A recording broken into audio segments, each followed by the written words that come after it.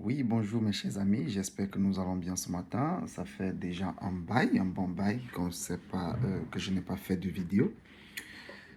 Si vous êtes nouveau à la chaîne, je vous invite, n'est-ce pas, à vous abonner et activer la cloche de notification pour recevoir plus de nos vidéos.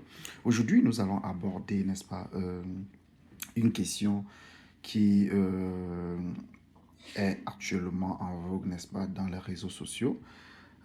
Pour les benguistes, est-ce que c'est conseillé, n'est-ce pas, d'acheter une maison au Canada ou en Afrique? Là, vraiment, c'est le choix le plus important de la vie d'un benguiste.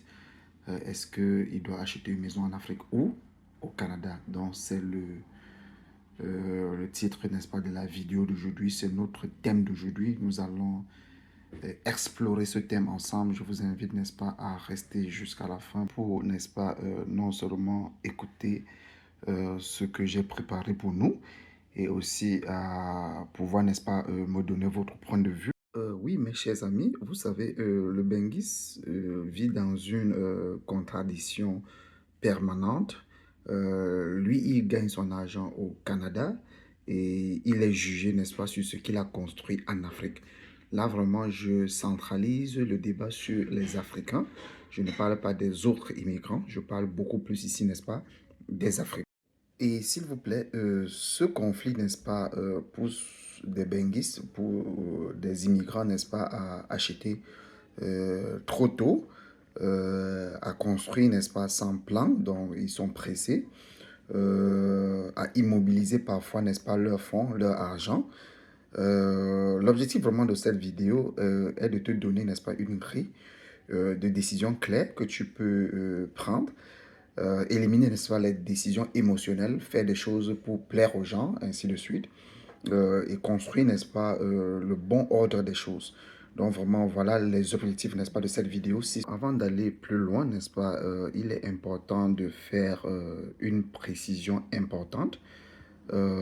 C'est important de savoir que au Canada, si tu dis déjà acheter une maison, ça veut dire soit c'est une résidence principale, soit c'est à titre locatif pour pouvoir, n'est-ce pas, générer, n'est-ce pas, des revenus. Et là, acheter en Afrique, c'est synonyme, n'est-ce pas, d'acheter un terrain, de bâtir une maison ou acheter une maison déjà construite, ce qui est un peu rare. C'est souvent non rentable ou du moins rentable que acheter au Canada. Donc déjà, pour l'achat en Afrique, ça ne va pas être assez rentable comme au Canada. Là, c'est très clair. Donc il faut que nous puissions, n'est-ce pas, distinguer d'abord tout ceci avant de commencer, n'est-ce pas, à entrer dans le vif du sujet. Et je tiens à préciser ici que la majorité, n'est-ce pas, des erreurs viennent du fait que euh, des immigrants, n'est-ce pas, comparent des investissements au Canada à une maison émotionnelle en Afrique. Parce que vraiment, quand tu payes une maison ici au Canada, c'est un investissement, même si c'est une maison unifamiliale. Si tu repars à la banque un an après, ça aura pris de la valeur. Ça aura pris. Je ne dis pas qu'en Afrique, ça ne va pas prendre de la valeur, mais rien n'est structuré en Afrique, on le sait tous. Donc ici, vraiment, les choses sont un peu plus structurées. Déjà, tu prends une maison un an après, 2 ans après, 3 ans après, on va te dire ta maison a pris de la valeur. Et on fait une réévaluation de la commune, de la municipalité, et on va te dire exactement la somme. On va vraiment pour une première partie, on va vraiment décomposer cela et visualiser les points forts, les points faibles, n'est-ce pas, de l'immobilier au Canada. Et ensuite, on va passer, n'est-ce pas, à l'immobilier en Afrique. On va aussi en parler, les points forts et les points faibles. Je vais commencer par dire pourquoi est-ce que certains benguisent, parce qu'il faut avouer que la communauté est vraiment divisée. Il y a d'autres qui estiment que c'est mieux, n'est-ce pas, d'investir en Afrique, d'autres qui estiment que c'est mieux d'abord d'investir ici, d'autres qui estiment que c'est mieux d'investir des deux côtés et d'autres qui estiment que il y a un ordre pour faire des choses, peut-être investir d'abord au Canada et ensuite investir en Afrique. D'autres se disent non, investir d'abord en Afrique avant d'investir au Canada. Mais maintenant, on va se concentrer sur le Canada. Pourquoi est-ce que le Canada, n'est-ce pas, attire les benguistes pour les investissements, n'est-ce pas? C'est juste parce que au Canada, il y a beaucoup plus de stabilité, il y a une meilleure stabilité. Il y a un système bancaire fiable, n'est-ce pas? Tout est clair, on ne te cache rien. Les lois sont claires. Le marché est vraiment structuré. Donc, quand tu t'engages, tu sais exactement dans quoi tu t'engages. Et on présume que, on suppose que tu as assez, n'est-ce pas, tu t'es préparé en conséquence, n'est-ce pas, pour pouvoir faire ton remboursement hypothécaire sans problème. Car vous savez, au Canada, n'est-ce pas, tu n'achètes pas avec ton argent, non. Tu achètes généralement avec l'argent de la banque. Plus de 99% de personnes qui achètent le logement ici au Canada, n'est-ce pas, ils achètent avec l'argent de la banque. Vous pouvez faire un apport personnel qui n'est pratiquement rien du tout parce qu'on vous demande, n'est-ce pas, de faire un apport de 5%. Imaginez, vous voulez une maison de 100 000, je prends un exemple banal, de 100 000 dollars et on vous demande d'apporter juste 5 000 dollars. 95 000 dollars est financé par la banque. Et s'il vous plaît, pendant ce temps, votre cash, votre argent cash que vous avez peut-être emmagasiné, vous avez peut-être gardé, n'est-ce pas, reste au frais. Vous ne touchez pas à ça, vous apportez juste 5% et la banque vous finance. Maintenant, il faut vérifier maintenant, est-ce que vous voulez payer un logement, n'est-ce pas, principal, c'est-à-dire unifamilial juste pour ta famille ou c'est pour des investissements. Si à jamais c'est une résidence principale, là il y a une sécurité, mais là ça ne te rapporte rien. C'est plutôt toi qui, n'est-ce pas, paye ton prêt hypothécaire, tu rembourses ton prêt hypothécaire. Mais pour moi, je me dis toujours, c'est toujours mieux quand quand tu as une famille, quand tu as déjà une certaine stabilité, tu as des enfants à bas âge, c'est toujours mieux, en ce qui me concerne, c'est toujours mieux de se prendre un logement unifamilial où tu peux, n'est-ce pas, habiter avec ta famille parce que ça devient déjà très compliqué quand tu as une famille. Si à jamais, à chaque fois, à chaque un mois, parce que ça bouge beaucoup, à chaque un an, pardon, tu dois peut-être déménager, aller ailleurs, chaque fois changer l'école des enfants, changer le code postal, c'est un peu frustrant, c'est un peu frustrant, mais si à jamais tu es seul, c'est facile de te mouvoir, c'est facile de changer de logement pour aller dans un autre immeuble. Mais quand tu es en famille, vraiment, c'est conseillé. En ce qui me concerne, c'est conseillé, n'est-ce pas, de te trouver un logement où tu vas loger avec ta famille. Mais maintenant, si à jamais c'est un investissement, si tu cherches un logement pour investissement, euh, les avantages sont là, n'est-ce pas? C'est un investissement à revenu, ça va te rapporter des revenus. Il y a aussi les avantages en ce qui concerne la fiscalité, parce que tu auras une déduction fiscale. On va parler, n'est-ce pas, du coût réel du logement au Canada, parce que certains se disent, quand je viens juste avec 5%, c'est correct. Non, c'est pas seulement ça, parce qu'il y a vraiment des choses cachées en arrière. Il y a l'hypothèque, il y a la taxe municipale, il y a les assurances, il y a l'entretien du logement ici, parce que vous savez, ça prend vraiment de l'entretien pour les logements ici au Canada. Ce n'est pas, les maisons ne sont pas faites en dur comme en Afrique et ainsi de suite. Des intérêts même sont ce que tu vas payer, n'est-ce pas, sur l'argent que tu auras prêté à la banque. Parfois, ce sont des investissements de 25 à 30 ans. Vous imaginez, vous accrochez une dette de 25 à 30 ans sur vous. Mais pour moi, je me dis, ça vaut la peine pour quelqu'un qui a vraiment des enfants, comme je vous l'ai expliqué tout à l'heure. Parce que quand vous prenez un logement ainsi, au lieu de payer, j'ai un ami qui payait 1700 dollars dans son immeuble de loyer par mois. Vous voyez, si à jamais il avait contracté une dette de 320 000, 350 000 dans cette tranche-là, là, les 1700 dollars qu'il est en train de donner à quelqu'un, à son bailleur, c'est son remboursement hypothécaire. C'est largement suffisant pour rembourser son hypothèque. Mais maintenant, sachant que la maison prend de la valeur, chaque année, votre logement prend de la valeur.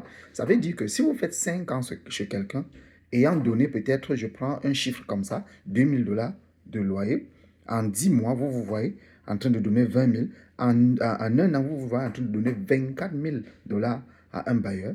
Si vous faites 5 ans, si vous faites 4 ans, vous êtes pratiquement à 100 000 dollars que vous aurez versé chez un bailleur. Pourquoi ne pas prendre alors un logement où vous allez, en 5 ans là, vous aurez remboursé ces 100 000 dollars là à vous-même et à la banque. Parce que sur l'argent que vous remboursez à la banque, le remboursement de l'hypothèque que vous remettez à la banque, il y a aussi votre argent à l'intérieur. Donc, ça veut dire que 5 ans après, si vous revendez la maison, comme la maison aura non seulement pris de la valeur, vous aurez aussi remboursé ces 100 000 dollars. La banque aura pratiquement 60 000 sur les 100 000 et vous aurez 40 000. Non seulement la maison aura pris de la valeur, mais vous aurez économisé 40 000 dollars dans votre propre argent que vous avez remis à la banque. Donc, il faut vraiment réfléchir dans ce sens-là. En fait, en ce qui me concerne, c'est important quand tu arrives au Canada, même si tu dois faire juste 5 ans, même si tu dois faire juste 10 ans, parce qu'il faut avoir vraiment des objectifs clairs de vie. Parce que mon objectif ou l'objectif de X peut ne pas concorder, n'est-ce pas, avec l'objectif de Y. Mon objectif de vie ici au Canada peut ne pas concorder avec l'objectif de vie, n'est-ce pas, d'un ami qui fait peut-être le même boulot que moi, qui a la même configuration familiale que moi.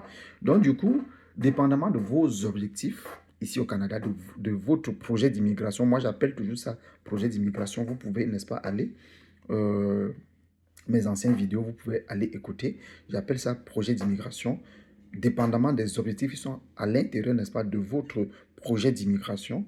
Cela vous permettra, n'est-ce pas, de prendre la meilleure des décisions possibles si à jamais vous devez prendre un logement ou pas. Si vous prenez un logement et que vous devez vous taper 5 ans, revendre, investir en Afrique, bosailler et retourner chez vous, ça dépend de vous.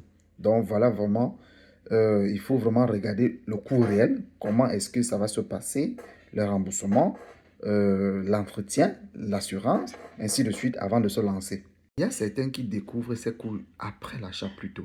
Vraiment, c'est important de prendre le temps d'aller vers les gens qui ont déjà acheté, essayer vraiment de dialoguer, de communiquer pour prendre la meilleure. Maintenant, vous savez, pour acheter ces logements, il faut vraiment se rassurer qu'on sera capable, n'est-ce pas, de faire son remboursement hypothécaire sans problème. Parce que quand vous avez peut-être, n'est-ce pas, les revenus instables, quand vous êtes endetté, quand vous avez vraiment des dettes excessives, quand vous faites un mauvais timing, par exemple, cela pourra vraiment jouer sur vous, ça beaucoup même. Déjà, le Canada pardonne peu les erreurs.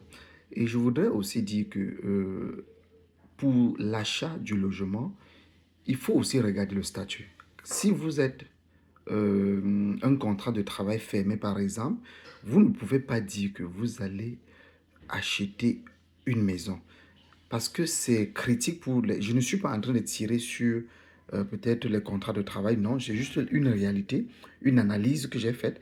Parce que la plupart de personnes que j'ai rencontrées ici, qui avaient des contrats de travail surtout fermés, surtout, soit à la fin du contrat, le contrat est arrêté. En fait, à la fin de leur contrat, le contrat n'est pas renouvelé. Je ne dirais pas arrêté. Je dirais plutôt le contrat n'est pas renouvelé. Soit au cours du contrat, le contrat est arrêté. Donc, du coup, vraiment pour les contrats de travail, et ça devient compliqué pour trouver un autre travail. Si vous avez peut-être entre-temps pris une maison quelque part que vous remboursez, avec quoi est-ce que vous allez faire votre remboursement hypothécaire? Donc, c'est très important de regarder aussi son statut. Pour les résidents permanents, il sait que s'il perd le travail à gauche, il peut facilement aller à droite et se retrouver. Donc, du coup, il faut vraiment regarder sa situation avant de s'engager. Tu ne peux pas seulement te lancer parce que tu as vu les amis aussi en acheter et tu veux aussi prouver. Non, vraiment, on n'achète pas au Canada pour prouver. On n'achète par nécessité. C'est un peu comme l'auto, c'est un peu comme une voiture. La voiture ici, ce n'est pas prouver quoi que ce soit. Non, tout le monde est véhiculé, tout le monde est en fait, la majorité de personnes dans les 2022, 2025, 2017, 2015, les voitures, donc ce n'est pas vraiment un luxe, c'est juste une nécessité. Donc, c'est la même chose avec le logement. Vous devez faire la même chose, les mêmes analyses et ne pas faire des choses pour imiter. Non, parlons d'Afrique. Pourquoi est-ce que les benguistes veulent acheter en Afrique? Pourquoi est-ce qu'un benguiste tient vraiment à acheter en Afrique le plus tôt possible? La première des choses, n'est-ce pas, c'est la fierté. Deuxièmement, la pression familiale. Euh, ensuite, je crois que préparer aussi le retour, n'est-ce pas, peut pousser un benguiste à vite investir en Afrique. Il prépare son retour dépendamment de son plan d'immigration, dépendamment de ses objectifs d'immigration, il construit au pays, n'est-ce pas, pour préparer son retour. Mais le désir n'est pas une stratégie. Il faut le rappeler. Le désir n'est pas une stratégie. Maintenant, n'est-ce pas, parlons du foncier en Afrique. Parlons du foncier en Afrique. En Afrique, vraiment, le terrain, pour moi, n'est-ce pas, est plus important que le logement. Quand tu réussis à avoir un terrain où tu construis 1 an, 2 ans, 3 ans, sans que personne ne vienne, déjà même après 5 ans, tu n'es pas à l'abri. Parfois, même après 10 ans, vous allez voir les enfants qui vont, ou les enfants des enfants, qui vont se lever et dire papa avait vendu le terrain moins cher, ou papa n'avait pas demandé le consentement de tel oncle pour vendre, ainsi de suite. Donc, il y a toujours ce problème de terrain en Afrique, donc ça devient risqué. Donc, les risques, parmi d'autres risques, n'est-ce pas, il y a les titres non définis, il y a des titres de foncier non définis, les terrains familiales, ainsi de suite, les doublons de vente. Parfois, on vend le terrain à 1, 2, 3, 4 personnes. Vraiment, ça crée des tisanies, ça crée vraiment des problèmes. Une maison sur un mauvais, n'est-ce pas, un mauvais terrain, désolé, mon cher ami, c'est de l'argent perdu. Si tu prends une maison, même si ça coûte des centaines de millions, et que tu déposes sur un terrain qui n'est pas le tien ou qui a des problèmes, mon cher ami, voilà vraiment des risques, n'est-ce pas, d'investir aussi en Afrique. Rien n'est sûr, vraiment rien n'est sûr. Et maintenant, c'est encore plus grave, toi le béniste, tu n'es pas sur place. Tu ne peux pas aller chaque mois, chaque année ou chaque 3 mois, n'est-ce pas, pour vérifier si ton chantier est en train de bien évoluer. Vraiment, ça devient très compliqué parce que non seulement on va te surfacturer tout, on va te voler, n'est-ce pas? La qualité même de la bâtisse va être médiocre parce que si tu n'as pas vraiment quelqu'un de confiance qui est là, qui va surveiller ton chantier, jusque-là, c'est très difficile de trouver, vous n'ignorez rien, c'est très difficile, n'est-ce pas, d'avoir quelqu'un de confiance qui va s'occuper vraiment de ta chose comme c'était la sienne. Donc, voilà vraiment les difficultés, n'est-ce pas, de construire en Afrique, gérer des chantiers à distance, ainsi de suite. Vous savez, un chantier, n'est-ce pas, sur deux, finit en conflit en Afrique, surtout, le chantier, n'est-ce pas, des benguistes, le chantier de ceux qui ne sont pas sur place, c'est toujours des problèmes. Non, après avoir terminé ces chantiers, euh, les maisons, généralement, parfois, restent vides.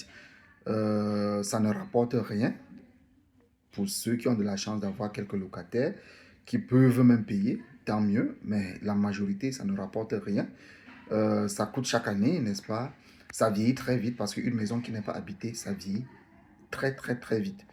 Beaucoup de banquiers, n'est-ce pas, payent, n'est-ce pas, pour entretenir leur vide. Quand tu as ton logement ici au Canada et quelqu'un a son logement en Afrique, si vous vous mettez sur le marché à vendre, celui qui est ici au Canada va vendre très très vite par rapport à celui qui est en Afrique. Parce qu'en Afrique, n'est-ce pas, les ventes sont longues, peu transparentes même, une valeur incertaine parce que tu ne... Alors qu'ici, vraiment, les valeurs sont fixées, tout est réglementé.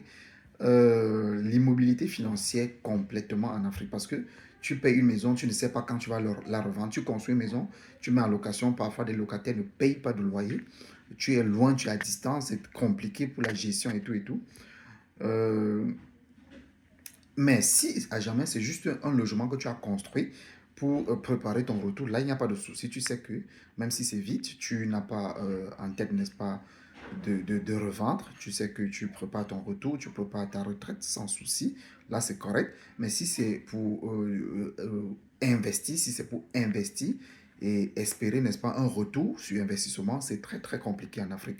Ou peut-être revendre après pour avoir de l'argent, c'est très très compliqué en Afrique. Il faut qu'on se le dise. Vous savez, pour pouvoir prendre la décision idéale pour chacun, dépendamment de la situation de chacun, il y a des questions vraiment qu'il faut se poser avant de prendre une décision.